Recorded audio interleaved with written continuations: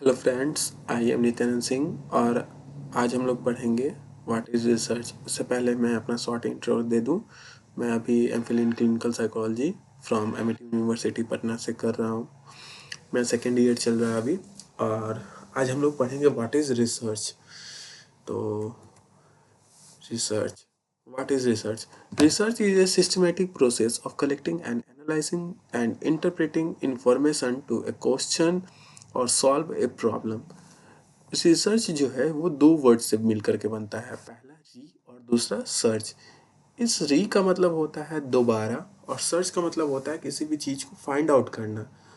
तो रिसर्च में हम लोग क्या करते हैं कि जो भी अभी तक हमारे पास कुछ भी है अवेलेबल है, तो उसको हम लोग फिर से दोबारा ट्राई करते हैं कि कुछ अगर किसी भी चीज़ के बीच में मिसिंग है तो हम लोग उसको ट्राई करते हैं कि उसको सॉल्व करें। या फिर एक पर्टिकुलर अगर मेरे पास कोई क्वेश्चन है कि मान लेते हैं कि अगर मुझे किसी ने ऐसे मारा तो मैंने इधर ऐसे क्यों देखा, इसका पीछे हो सकता है कोई हमारा रिफ्लेक्सेस का रीज़न है और भी बहुत सारा हमारा सर्वाइवल इंस्टिंक्ट है जो हमें ऐसे मजबूर करता है देखने के लिए ऊपर। तो पर्टिकुलर स्टिमुलस के पीछे हमारा रिस्पॉन्स क्या रहा।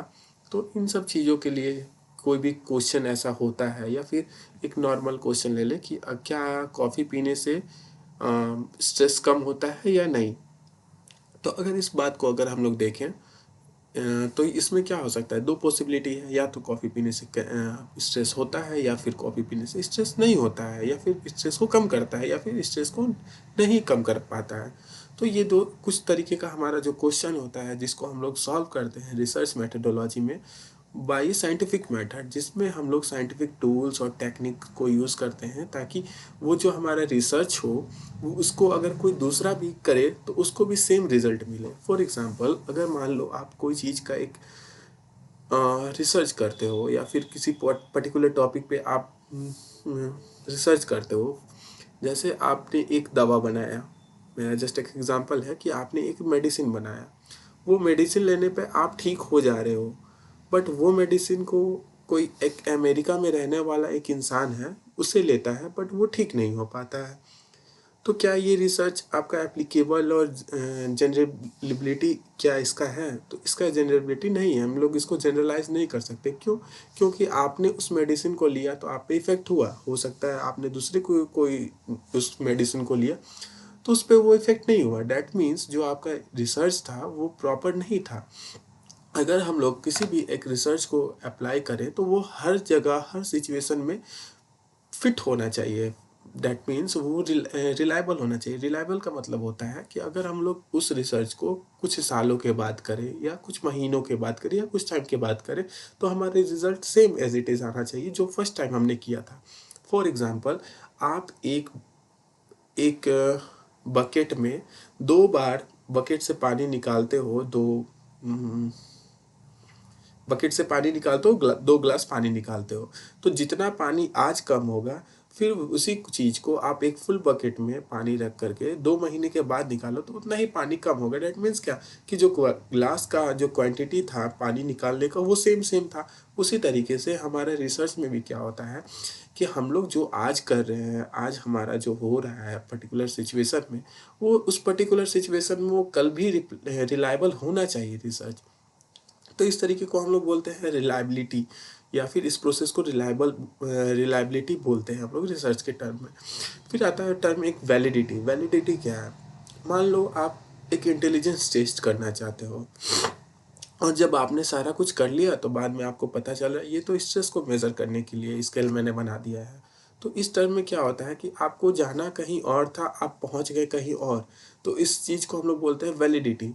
किसी भी टेस्ट का वैलिडिटी कैसा है, रिसर्च का वैलिडिटी कैसा है, इस चीज़ में हम लोग सारा कुछ आगे देखेंगे स्टेप बाय स्टेप।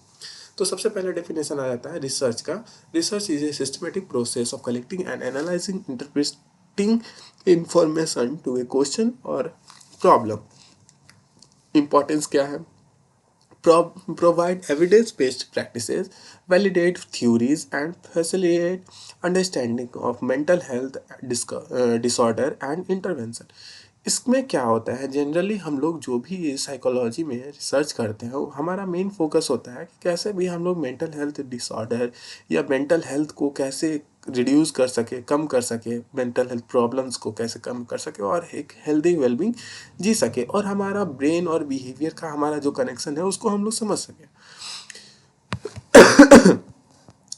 तो एक रेडमैन एंड मोरे का डेफिनेशन है, मोरे का, research is a systematic effort to gain a new knowledge.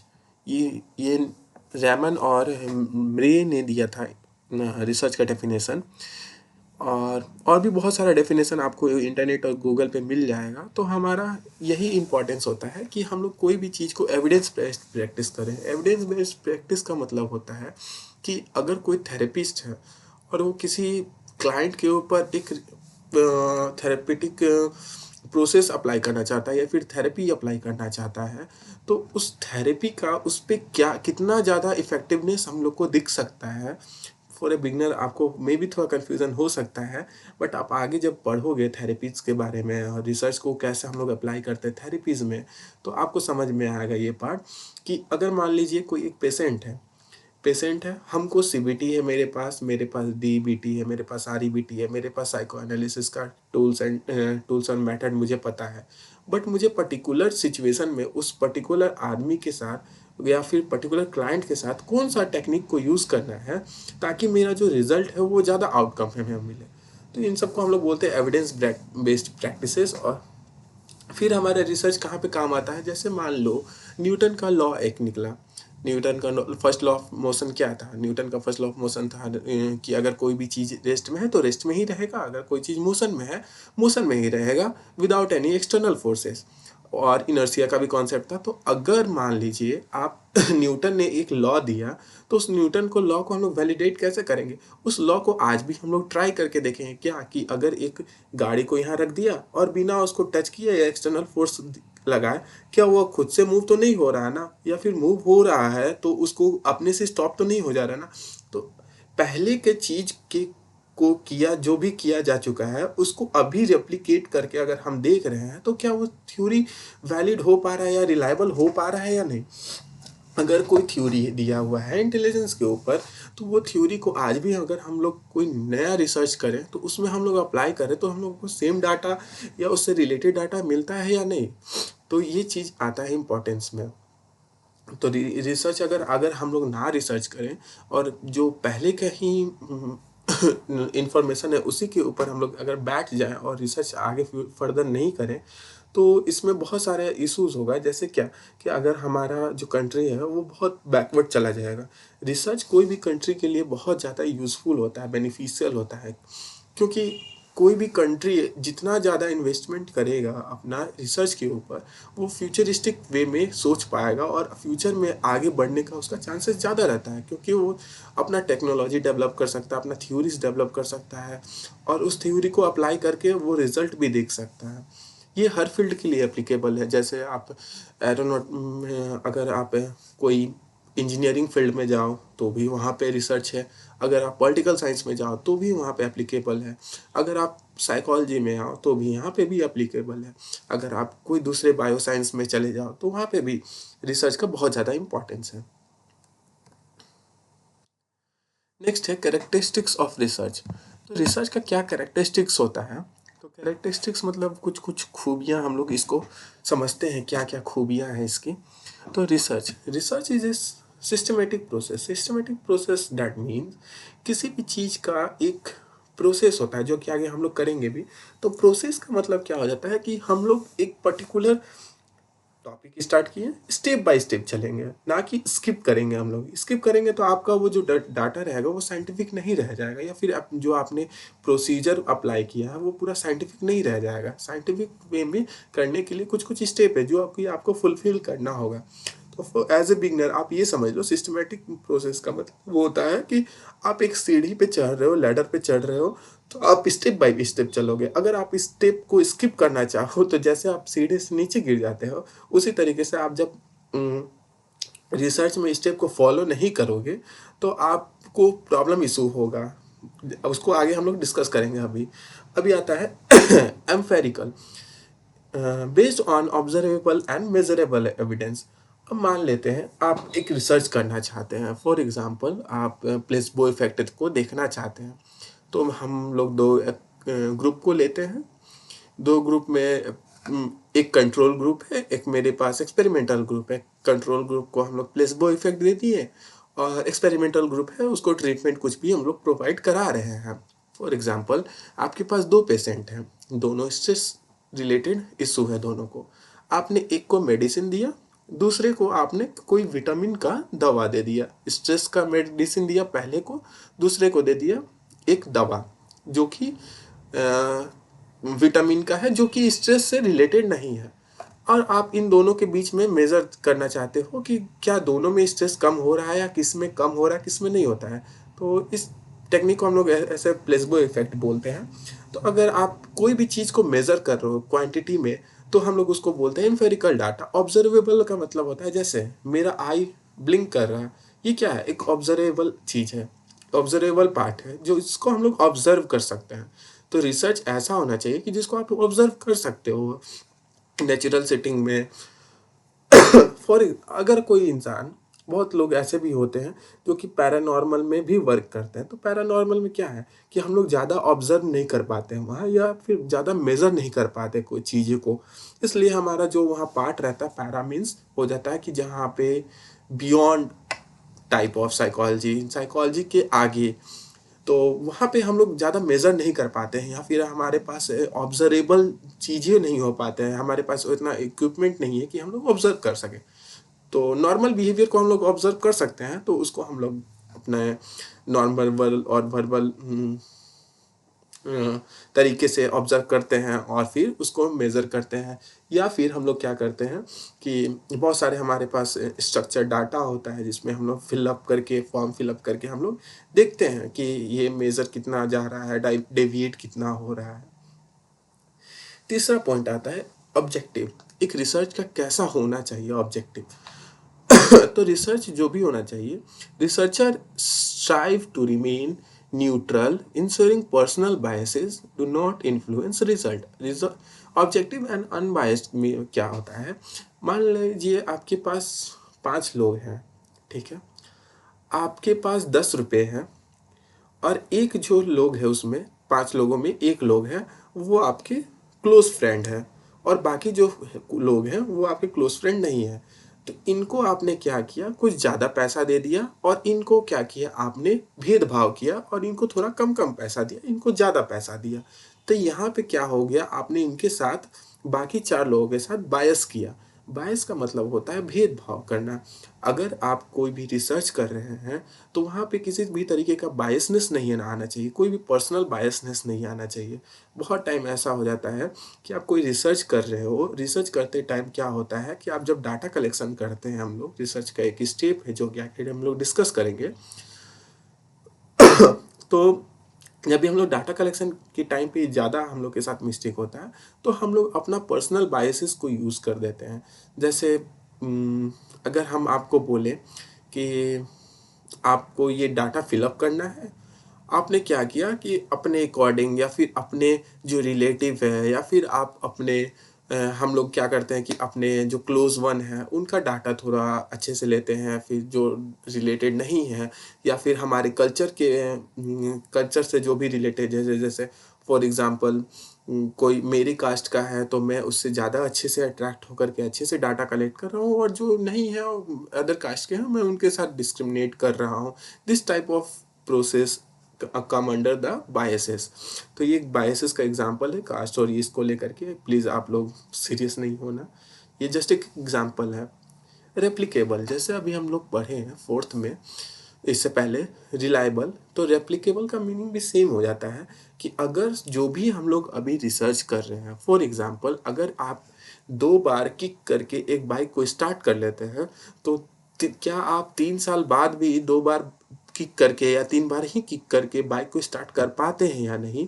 उसी तरीके से रिसर्च में भी क्या होता है कि आज आपने कोई रिसर्च किया, उसको 2 साल के बाद, या फिर 2-4 दिन या 10 दिन या 20 दिन टाइम गैप के साथ, यहाँ पे 2 साल 4 साल में मीनिंग नहीं रखता, यहाँ पे आता है टाइम गैप।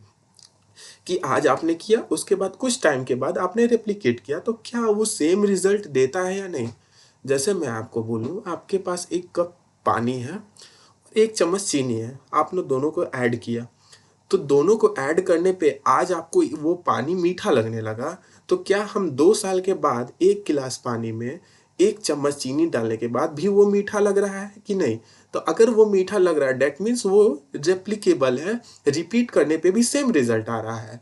बट आपने अगर उस केमिकल को ऐड किया और उसमें खट्टा आने लगा, डेट मीन्स वो क्या है, रिलायबल नहीं है। आपने 1 साल पहले केमिकल को ऐड किया तो वो मीठा लग रहा था, बट आज वो खट्टा लग रहा है, डेट मीन्स वो रेप्लिकेबल नहीं है। ऐसे आप समझ सकते हैं। पांचवा आता है critical thinking.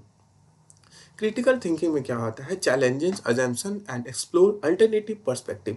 Critical thinking research में क्या होता है कि हम लोग के पास अभी जो भी अल्टरनेटिव्स हैं, कभी कभी हम लोग क्या करते हैं, अल्टरनेटिव नहीं समझ पाते हैं, या फिर हम लोग फंक्शनल फिक्सनेस में चले जाते हैं। फॉर एग्जांपल, अगर आपके पास एक स्पून है, चम्मच है, आपके पास स्क्रू ड्राइवर नहीं है, तो आप चम्मच को भी यूज़ कर लेते हैं एज ए स्क्रू ड्राइवर।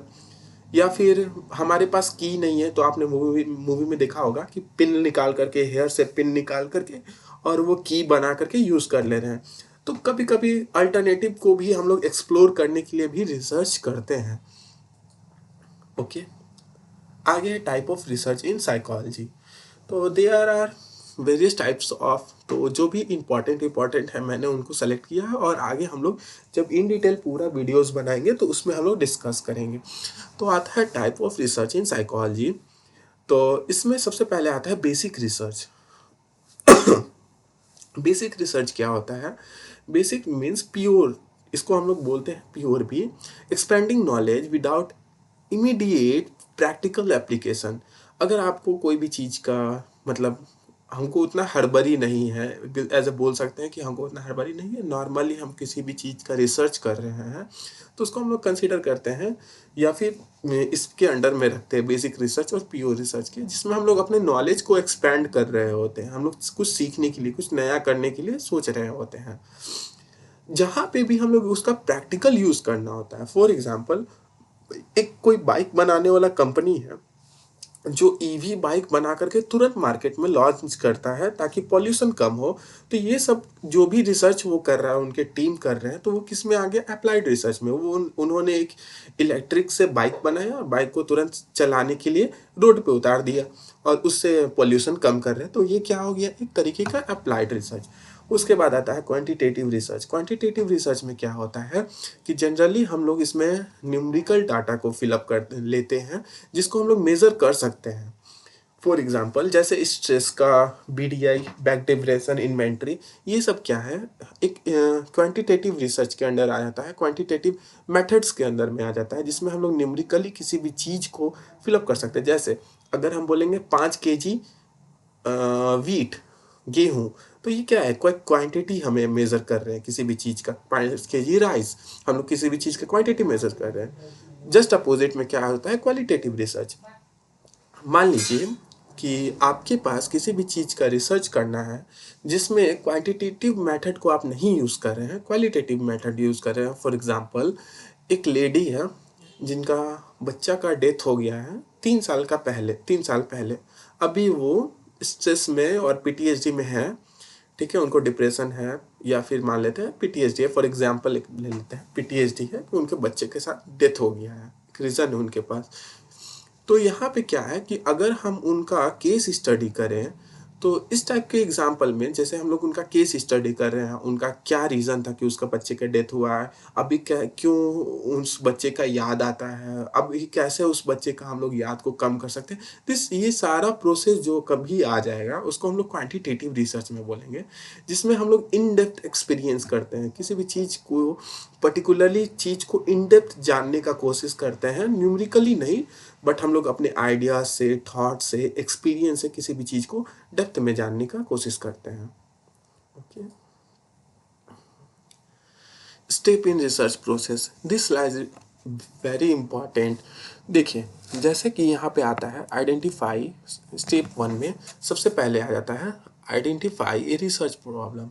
अगर मान लीजिए आपको रिसर्च करना है तो सबसे पहले आपके पास क्या होना चाहिए, आपके पास एक प्रॉब्लम होना चाहिए।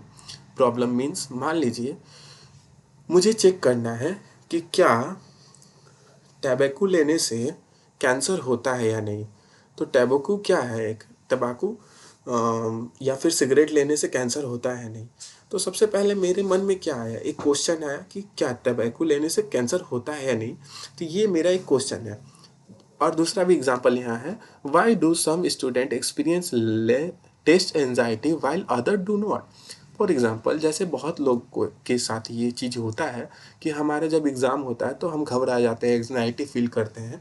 और बहुत कोई होते हैं कि जो नॉर्मली जा रहे हैं एग्ज़ाम देने के लिए और उनको कुछ वैसा फील नहीं हो रहा है, उन्हें घबराहट नहीं है, वो काल्म है, एकदम जा रहे हैं अच्छे से, वो अच्छे से पेपर दे रहे हैं, पेपर दे करके आ रहे हैं। तो ये हो गया हमारा रिसर्च प्रॉब्लम। जब हम लोग रिसर्च प्रॉब्लम आइडेंटिफाई कर लेते हैं कि अच्छा ये चीज़ के ऊपर हमको रिसर्च करना है, तो सेकंड स्टेप आता है लिटरेचर रिव्यू। लिटरेचर रिव्यू में क्या होता है कि हम लोग जो भी प्रॉब्लम रिलेटेड है हमारा, उसका बारे में हम लोग जानने का, प्रीवियस नॉलेज गेन करने का ट्राई करते हैं। जैसे अगर मान लीजिए आप आपको एंजाइटी के बारे में देखना है कि कोई बच्चे को एंजाइटी क्यों हो रहा है, कोई बच्चे को एंजाइटी क्यों नहीं हो रहा है एग्ज़ाम के टाइम पे। तो आपने क्या किया कि पहले का जो भी स्टडी रिलेटेड है कि एंजाइटी क्यों होता है, एंजाइटी का सिम्टम्स क्या है, एंजाइटी को कैसे कम कर सकते हैं।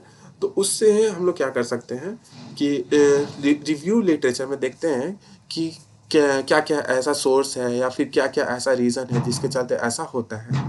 उसके बाद आता है formulating hypothesis, a test applicable prediction based on theory और प्रीवियस फाइंडिंग। जब हम लोग देख लेते हैं, और लिटरेचर रिव्यू का और एक फ़ायदा है कि मान लो आप कोई भी चीज़ का रिसर्च करना चाहते हो और वो रिसर्च ऑलरेडी किसी ने कर चुका है, तो आपको लिटरेचर रिव्यू करते टाइम आपको पता चल जाएगा कि हाँ ऐसा मेरा जो स्टडी है वो कोई दूसरा तो नहीं कर लिया है ना, पहले से करके रखा हुआ है। अगर लिटरेचर रिव्यू तो मेरा फिर जो भी मतलब टाइम होगा, जो भी एफर्ट होगा वो तो वेस्ट हो जाएगा। तो लिटरेचर रिव्यू से हम लोग को दो चीज़ में हेल्प होता है। पहले तो एविडेंस इकट्ठा करने में कि हम लोग कैसे आगे रिसर्च कर सकते हैं। फिर जो पास्ट अगर कोई ने किसी ने मिस्टेक किया है रिसर्च करते टाइम या फिर कोई गैपिंग रह चुका है, तो वो चीज़ को हम लोग नोटिस कर सकते हैं। दूसरा मेन हम लोग को ये पता चल जाता है कि हमारा जो टाइम एफर्ट लगने वाला है आगे रिसर्च में, क्या वो बर्बाद तो नहीं हो जाएगा ना। तो इन सब चीज़ों को मद्देनजर रखते हुए हम लोग लिटरेचर रिव्यू करना इम्पॉर्टेंट हो जाता है। आपको पता चल जाता है कि हाँ इस टॉपिक में पर्टिकुलर कोई इंसान रिसर्च कर चुका है या फिर नहीं कर किया है, अगर किया है तो कितना किया है, हम उसको आगे एक्सपैंड कर सकते हैं या फिर वहाँ पे जो भी गैपिंग है उसको हम लोग कर सकते हैं। तीसरा आ जाता है फॉर्मुलेटिंग हाइपोथेसिस। फॉर्मुलेटिंग हाइपोथेसिस में क्या होता है कि आप एक टेस्टेबल या प्रिडिक्शन लगाते हो या फिर जो भी आप प्रीवियस फाइंडिंग मिला है थ्योरी के अकॉर्डिंग, इसको हम लोग बोलते हैं टेंटेटिव स्टेटमेंट। हाइपोथेसिस मीन्स होता है टेंटेटिव स्टेटमेंट जो कि आइदर बी करेक्ट और इनकरेक्ट। तो जो भी आपका आइडेंटिफाई ये रिसर्च प्रॉब्लम में फर्स्ट स्टेप में हुआ था प्रॉब्लम, इसका एक आंसर यहाँ पे हम लोग सर्च करते हैं। तो आंसर सर्च कैसे करते हैं, जैसे मान लो आपका कहना है कि सिगरेट लेने से कैंसर होता है, ठीक है, और आप यहाँ पे जो हाइपोथेसिस बना रहे हो कि हाँ सिगरेट लेने से कैंसर होता है। तो ये हो गया मेरा क्या, हाइपोथेसिस। हाइपोथेसिस दो तरीके का होता है, वो हम लोग हाइपोथेसिस के वीडियो में पढ़ेंगे। हाइपोथेसिस जनरली दो तरीके का, एक अल्टरनेट और एक नल हाइपोथेसिस। और आइडेंटिफाइंग जो प्रॉब्लम में था इसका हम लोग यहाँ पे आंसर ढूंढने का ट्राई करते हैं, ठीक है। आई थिंक यहाँ तक आपको समझ में आ गया होगा कि जो भी सबसे पहले हम लोग क्या करेंगे, आइडेंटिफाई करेंगे कि हम लोग को रिसर्च किस टॉपिक पे करना है। दूसरा में क्या करेंगे हम लोग कि लिटरेचर रिव्यू करेंगे, जो भी हम हमारा topic related, problem related findings है, रिसर्च है, आर्टिकल्स है, जनरल है, उसको हम लोग रीड करेंगे, उसके जानकारी लेंगे कि क्या ये रिसर्च पहले से तो नहीं हुआ ना। फॉर एग्जांपल अगर आप एक घर बनाने जा रहे हो और उस डिज़ाइन का पहले से एक घर बना हुआ है, तो वो घर आप क्यों बनाओगे। तो हम लोग ट्राई करते हैं कि एक यूनिक टाइप का कुछ घर बनाए। तो उसी तरीके से एग्जांपल से आप समझ सकते हो। तो उसी तरीके से हम लोग उसके बाद क्या करते हैं कि जो भी हम लोग क्वेश्चन था उससे रिलेटेड आंसर खोजने का ट्राई करते हैं कि क्या जो सीक्रेट है, या फिर बच्चे को एंजाइटी क्यों होता है, और कोई कोई बच्चे को एंजाइटी नहीं होता है। तो मे बी वो आगे को सोच करके ऑप्टिमिस्टिक कम है, पेसिमिस्टिक ज़्यादा है, तो इसके चलते हो सकता है बहुत सारा रीज़न है। तो जो भी आपका आंसर है, पर्टिकुलर आंसर को हम लोग क्या बोलते हैं, हाइपोथेसिस। उसके बाद हम लोग डिज़ाइन ड्रॉ करते हैं एक, कि हमारा जो भी रिसर्च है उसका डिज़ाइन कैसा होना चाहिए। कोरिलेशनल होना चाहिए, एक्सपेरिमेंटल होना चाहिए, लॉन्गिट्यूडनल होना चाहिए, क्रॉस सेक्शनल होना चाहिए। तो बहुत सारा इसमें डिज़ाइन है। उसके बाद आता है डाटा कलेक्शन। तो डाटा कलेक्शन में आप बहुत सारे टेक्निक को यूज़ कर सकते हैं, मेथड्स को यूज़ कर सकते हैं, जैसे सर्वे हो गया, जैसे गूगल फॉर्म आपने जनरली देखा होगा। अगर आप रिसर्च से आपके ऊपर किसी ने रिसर्च को, या फिर आप किसी भी रिसर्च का सैंपल बने होंगे अगर, तो आपको एक गूगल फॉर्म आपको दिया जाता है कि आप इसको फिल कर दो। या फिर आपको एक कोई कंपनी वाला, या फिर आप कोई फ्लिपकार्ट पे कोई सामान खरीदते हो तो उसमें रिव्यू में जा कर के देखते हो, एक सर्वे मेथड होता है।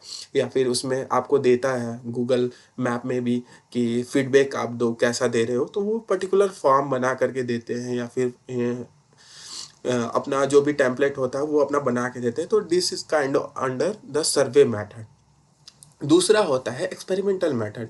एक्सपेरिमेंटल मेथड जो होता है वो मेनली आपका लेबोरेटरी में किया जाता है, या फिर कंट्रोल सिचुएशन में किया जाता है, जैसे जहाँ पे एक्सटेनियस वेरिएबल कम हो, एक्सटेनियस वेरिएबल को कम किया जा सकते हैं, कंट्रोल किया जा सकता है वैसे सिचुएशन में। उसके बाद आता है इंटरव्यू। इंटरव्यू में क्या होता है, इंटरव्यू जैस दो तरीके का इंटरव्यू होता है। एक होता है स्ट्रक्चर इंटरव्यू, और एक होता है अनस्ट्रक्चर इंटरव्यू। तो इस स्ट्रक्चर इंटरव्यू में आपका जो भी क्वेश्चंस होता है वो पहले से प्री डिफाइंड होता है कि हमको इस इंसान से पर्टिकुलर क्वेश्चंस पूछना है और इसका आंसर हमको लेना है। अनस्ट्रक्चर इंटरव्यू में क्या होता है कि आपके पास कोई स्ट्रक्चर नहीं होता है। फॉर एग्जाम्पल आप कोई वाइवा में जाते हो तो आपको पता नहीं रहता कि जो मेरा वाइवा लेने वाला है कि वो कुछ भी क्वेश्चन पूछ देगा, पहला क्वेश्चन से दूसरा रिलेटेड हो सकता है या अनरिलेटेड होता है। इसका यहाँ पे कोई स्ट्रक्चर नहीं होता है। उसके बाद आता है कलेक्शन, डाटा कलेक्शन में एक केस स्टडी। जैसे मैंने बताया कि एक लेडी है, उनका जो बच्चा है 2 साल पहले डेथ कर गया है। तो आप उनका इन डेप्थ डिटेल लेते हो तो वो आ जाता है केस स्टडी के अंदर। अब उसके बाद आता है 6 स्टेप में एनालाइजिंग ऑफ डाटा। तो इसमें होता है सबसे पहले क्वांटिटेटिव अगर है तो आप इसको स्टैटिस्टिकल टेस्ट अप्लाई करते हैं।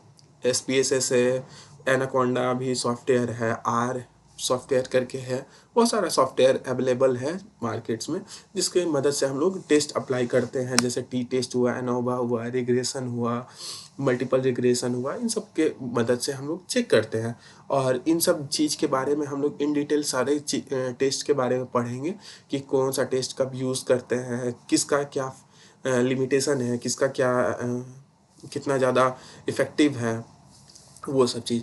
उसके बाद आता है इंटरप्रेटिंग रिजल्ट। जो भी हम लोग एनालाइज किए डाटा में, यहाँ पे डाटा में एनालाइज किए, उसको हम लोग इंटरप्रेट करते हैं कि हाँ मेरा जो भी था हाइपोथेसिस वो क्या करेक्ट था या इनकरेक्ट था, कितना लेवल तक करेक्ट था। 0.5 level of significant, 0.01 level of significant, 5% correct था या 5% इनकरेक्ट, जो भी है। 0.05 मतलब होता है 99%, 95% ऑफ जो मेरा, अगर हम लोग रिप्लिकेट करेंगे तो इस स्टडी को, तो 95% डाटा से रिजल्ट सेम आएगा। 5% चांसेस है कि वहाँ पे कुछ एरर आ सकता है। 0.01 लेवल ऑफ सिग्निफिकेंट पे हम लोग का मतलब होता है कि 99% चांस है कि मेरा जो रिजल्ट होगा वो सेम होगा, 1% ही चांस है कि मेरा रिजल्ट इनकरेक्ट हो सकता है। तो ये लेवल ऑफ सिग्निफिकेंस भी हम लोग आगे जा कर के पढ़ेंगे। अभी हम लोग रिसर्च का जस्ट बेसिक पढ़ रहे हैं। उसके बाद आता है रिपोर्टिंग एंड पब्लिकेशन। जो भी हमारे जिसके अंडर में, गाइड के अंडर में है, या फिर जो भी हम लोग जनरल में पब्लिश करना है, तो वहाँ पे हम लोग राइटिंग लिख करके पूरा, और उसके बाद हम लोग प्रेजेंट करते हैं कॉन्फ्रेंस में, या फिर जनरल में पब्लिश कराते हैं, स्कूपर्स इंडेक्स हो गया या फिर यूजीसी का केयर लिस्ट आता है, उसमें हम लोग जाकर के प्रेजेंट कराते हैं, जनरल को पब्लिश कराते हैं, या फिर कहीं सेमिनार या कॉन्फ्रेंसेस हो रहा है तो वहाँ पे हम लोग जाकर के अपने कॉन्फ्रेंस में प्रेजेंट करके रिसर्च पेपर प्रेजेंट करते हैं। एथिकल कंसिडरेशन इन रिसर्च, तो बहुत सारा एथिक्स है रिसर्च के अंडर में। जैसे इंडिया में अगर आप कोई भी रिसर्च कर रहे हो, अगर क्लिनिकल साइकोलॉजिस्ट हो तो आपको आरसीआई का जो भी एथिक्स है उसको फॉलो करना पड़ता है।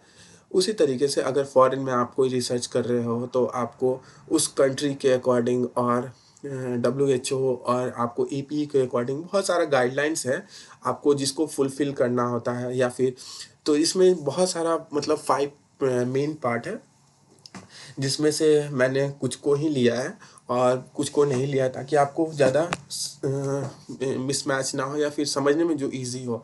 तो पहला पहला आता है inform consent. Informed consent, participant must be aware of the study purpose, risks and benefit।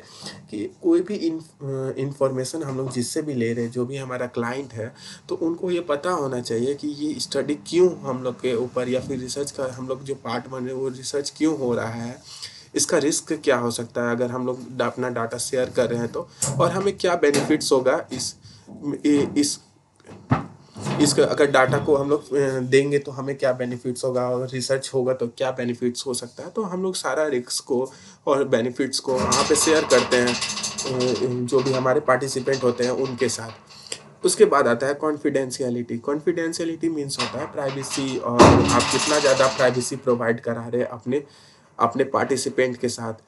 तो अगर आप कहीं मान लो आप एक इन्फॉर्मेशन लेते हो और जा करके अपने फ्रेंड के साथ शेयर कर देते हो या फिर अपने पार्टनर के साथ शेयर कर देते हो या फिर किसी भी जगह पे उसका मजाक बना देते हो, तो ये चीज़ नहीं होना चाहिए। आपका जो डाटा है वो कॉन्फिडेंशियल होना चाहिए, वो आप ही सिर्फ यूज़ करो उस डाटे को रिसर्च के लिए। और किया जाता है कि आप जो भी डाटा ले रहे हो तो उसको कोडिंग में ले। जैसे अगर किसी का नाम अ, उम, रेयान कुमार है तो आर के फॉर्म में, ताकि उसको हम लोग से कोई दूसरा कोई अगर अचानक से देख भी ले तो वो समझ ना पाए ये डाटा है किसका। तो इस तरीके से कोडिंग यूज़ किया जाता है। ये अपना एक तरीका होता है। या फिर आप जो भी जगह रख रहे हो डाटा सेफ होना चाहिए, कोई उसे पढ़ ना ले। इसमें बहुत सारा इन्फॉर्मेशन हो जाता है, मिल जाता है। जैसे अगर अगर किसी का केस हिस्ट्री ले रहे हो तो उसमें उसका पास्ट एक्सपीरियंस सारा डाटा का आ जाता है। इंसान का या इंडिविजुअल का डाटा इन्फॉर्मेशन आ जाता है कि वो कैसे था, क्या रहा है। आप फॉर एग्ज़ाम्पल आप एक चीफ़ मिनिस्टर का डाटा ले रहे हो और उसमें आपको पता चला कि वो डिप्रेशन में है। तो अगर आप ये बात हल्ला कर दोगे या कॉन्फिडेंशियलिटी आप तोड़ दोगे कि हाँ भाई ये चीफ मिनिस्टर डिप्रेशन में है, तो आप समझ रहे हो उस स्टेट का पूरा गवर्नमेंट गिर जाएगा। तो आप एक सीएम के तौर पे सोच रहे हो, उसी तरीके से हर एक इंडिविजुअल का अपना एक कॉन्फिडेंशियलिटी होना चाहिए। उसका प्राइवेसी मेंटेन करके हमारा रखना चाहिए, क्योंकि जैसे सीएम के लिए चीफ मिनिस्टर के लिए पूरा स्टेट है, उसी तरीके एक पर्टिकुलर छोटा नॉर्मल इंसान के लिए क्या होता है कि उसका जो आसपास का सराउंडिंग है उसका मजाक उड़ाने लगते हैं, उनके लेबलिंग कर देते हैं कि हाँ तो आप ऐसे हो ही, आप ऐसे क्यों हो। इस तरीके से हमें किसी का मजाक नहीं उड़ाना चाहिए, कॉन्फिडेंशियल रखना चाहिए डाटा। अवॉइडिंग हार्म, उसके बाद आता है तीसरा अवॉइडिंग हार्म। किसी भी अगर स्टडी हम लोग कर रहे हैं तो वहाँ पे किसी को हार्म ना पहुँचे साइकोलॉजिकली या फिर मेंटली। उसके बाद आता है कि uses of animal in research. बहुत सारा इंडिया में भी गाइडलाइन है कि अगर आप रिसर्च कर रहे हो तो आपका जो रिसर्च है उसमें जो भी एनिमल को यूज़ कर रहे हो अगर बाई चांस, तो उस एनिमल को ज़्यादा हार्म ना पहुँचे। अगर कोई एनिमल ऐसा है जो कि विलुप्त होने वाला है, जो कि बायो में एक टर्म है आई थिंक इंडेंजर स्पेसिस, ऐसा स्पेसिस जो कि खतरे में है और आप उस एनिमल का यूज़ कर रहे हो, तो ऐसा नहीं होना चाहिए। क्योंकि एनिमल को के लिए बहुत सारा लॉबी है और बहुत सारा वाइल्ड लाइफ सेंचुरी है जहाँ पे प्रोटेक्ट किया जा रहा है, और आप इधर एक एनिमल को हार्म पहुँचा रहे हो। तो ऐसा कोई भी एक्सपेरिमेंट ना करें जिससे कोई एनिमल को हार्म पहुँचे। अगर कोई एक्सपेरिमेंट कर रहे हैं आप, तो उस पर्टिकुलर अथॉरिटी से या फिर पर्टिकुलर लॉ के जो रिलेटेड इंसान हैं उससे आपको कांटेक्ट करना चाहिए, बात करना चाहिए कि हम इनका यूज़ करना चाहते हैं तो हम किस तरीके से यूज़ करें। तो सबसे पहले आपको उनका परमिशन लेना चाहिए और मेनली आपको ट्राई करना चाहिए कि ऐसा कोई भी एनिमल को ना लें जो एनिमल इन डेंजर में हो, स्पीशीज़ हो, ताकि हमारे कंट्री को भी लॉस ना हो और वर्ल्ड में भी वो एनिमल सर्वाइव करके रह सके, बच सके। Real life example of research, बहुत सारा रियल लाइफ एग्जांपल है रिसर्च का, जैसे फिनेगेस। आपने गूगल में आई थिंक या फिर बहुत सारे बुक्स में इसका एग्जांपल दिया हुआ भी है कि एक पर्टिकुलर इंसान के ब्रेन में ऐसे एक रॉड धंस जाता है और इधर निकल जाता है, जिसमें बहुत सारा पर्सनालिटी चेंजेस देखा जाता है। उसके बाद आता है एक्सपेरिमेंटल स्टडी में स्टैनले मिलग्राम ओबीडियंस एक्सपेरिमेंट, बहुत ज़्यादा फेमस और क्लासिकल एक्सपेरिमेंट है, जिसमें एक्सप्लोर किया जाता है कि एक ओबीडियंस अथॉरिटी का क्या इम्पैक्ट होता है। ये उसके बाद आता है कि ऑब्जर्वेशनल स्टडीज़, जिसमें बेंडूरा बोबोडोल के साथ एक्सपेरिमेंट करते हैं। इन सारे एक्सपेरिमेंट को हम लोग वन बाय वन वीडियो में डिस्कस करेंगे। सर्वे रिसर्च, जैसे global study on mental health during covid pandemic में कैसे कोविड-19 जो है वो पैंडेमिक मेंटल हेल्थ को इम्पैक्ट किया था। तो ये सब सर सारे अलग-अलग टेक्निक का, अलग-अलग मेथड का यूज़ कर करके हम लोग रिसर्च करते हैं। तो इन सब के ऊपर हम लोग एक पर्टिकुलर इंडिविजुअल वीडियो बनाएंगे, अभी सिर्फ बेसिक को क्लियर करते हुए। उसके बाद आता है चैलेंजेस इन कंडक्टिंग रिसर्च। आपके पास क्या क्या चैलेंज हो सकता है। तो सबसे पहला आता है सैम्पलिंग इशू। आप मान लो ऐसा सैंपल को सेलेक्ट कर रहे हो जो आपको जिसको खोजना मुश्किल है। फॉर एग्जांपल, अगर मान लीजिए आप थर्ड जेंडर के साथ कोई रिसर्च करना चाहते हो, तो आपके साथ जल्दी तो पहले रेपो बनाएंगे नहीं, आपको ज़्यादा वो सैंपल मिलेगा नहीं थर्ड जेंडर का, ट्रांसजेंडर का। या फिर मान लीजिए एलजीबीटी में आप कोई एक्सपेरिमेंट करना चाहते हो, उनका सैंपल चाहिए, तो एलजीबीटी वाले जो भी मेल फीमेल है आपको जल्दी मिल नहीं पाएंगे, आपको मतलब खोजना पड़ेगा। तो यहाँ पे जनरली हम लोग स्नोबॉल टेक्निक का यूज़ करते हैं। तो ये सब कुछ मतलब आपके पास चैलेंजेस रहता है। दूसरा आता है कि टाइम रिसर्च कंस्ट्रेंट। आपके पास टाइम कितना है, टाइम लिमिटेड है, तो आपको जल्दी जल्दी रैप अप करना रहता है सारा कुछ। उसके बाद आता है एथिकल डायलेमा, अभी हम लोग जो भी एथिक्स का बात किए, तो ये सब आपका चैलेंजेस है। पब्लिकेशन बायस, तो अगर कहीं पे आपका पब्लिकेशन नहीं हो पा रहा है, कुछ मिस्टेक हो जा रहा है, तो ये दिस आर द चैलेंजेस। हाँ, रिसर्च मेथड इन साइकोलॉजी, तो बहुत सारा मेथड है, जैसे एक्सपेरिमेंटल मेथड है। It's involve control and experiment with random assignment. हम लोग रैंडम, रैंडम का मीनिंग होता है अचानक से किसी को भी सेलेक्ट कर लेना। तो हम लोग जनरली दो ग्रुप होता है, दो ग्रुप में एक एक्सपेरिमेंटल ग्रुप होता है, एक कंट्रोल ग्रुप होता है।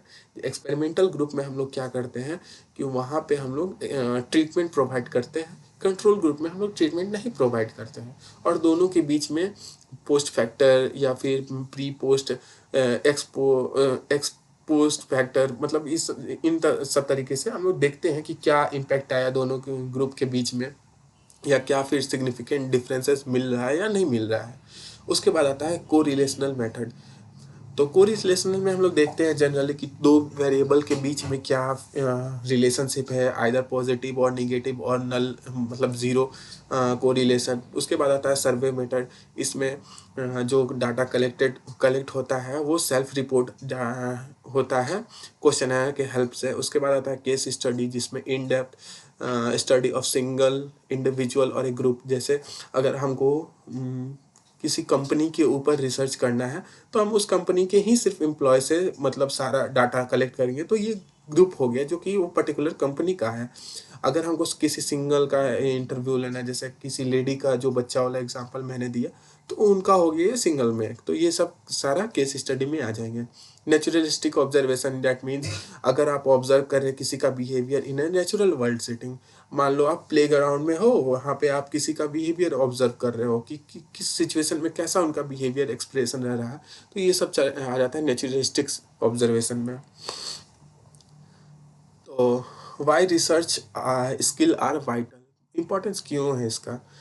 तो पहला है evidence based practices. Ensure intervention and therapist are effective. कैसे कोई थेरेपी या कोई थेरेपिस्ट जो है इफेक्टिव वर्क कर सकता है, तो इनसे हमको पता चलता है कि एविडेंस बेस्ड प्रैक्टिसेस है। दूसरा आता है critical thinking, help psychologist evaluate काम एंड इन्फॉर्म्ड डिस्कशन। किसी भी पर्टिकुलर चीज़ को लेकर के काल में रहना या फिर इन्फॉर्म जो भी डिस्कशन कर रहा है उनको समझ सके अच्छे तरीके से। कैरियर अपॉर्चुनिटी, तो करियर अपॉर्चुनिटी में है कि research skill are essential in academic, clinical and applied psychology roles. बहुत जगह रिसर्च, साइकोलॉजिकल रिसर्च का यूजेस है, जैसे एकेडमिक में हुआ, क्लिनिकल प्रैक्टिसेस में हुआ, या फिर अप्लाइड साइकोलॉजी रोल्स में, जैसे फॉरेंसिक साइकोलॉजी में भी रिसर्च का बहुत ज़्यादा इंपॉर्टेंस है, क्लिनिकल साइकोलॉजी में भी है। मतलब हर एक डिपार्टमेंट, हर एक स्कोप में ही बहुत ज़्यादा इंपॉर्टेंट है। तो this is my first video on psychology, जहाँ पे मैंने आपको रिसर्च के बारे में एक ओवरव्यू देने का ट्राई किया। अब मैं हर एक टॉपिक का अलग अलग वीडियोस बना करके ट्राई करूँगा कि आपको अच्छे तरीके से समझा सकूँ। तो be connected with me. Thank you. Have a nice day.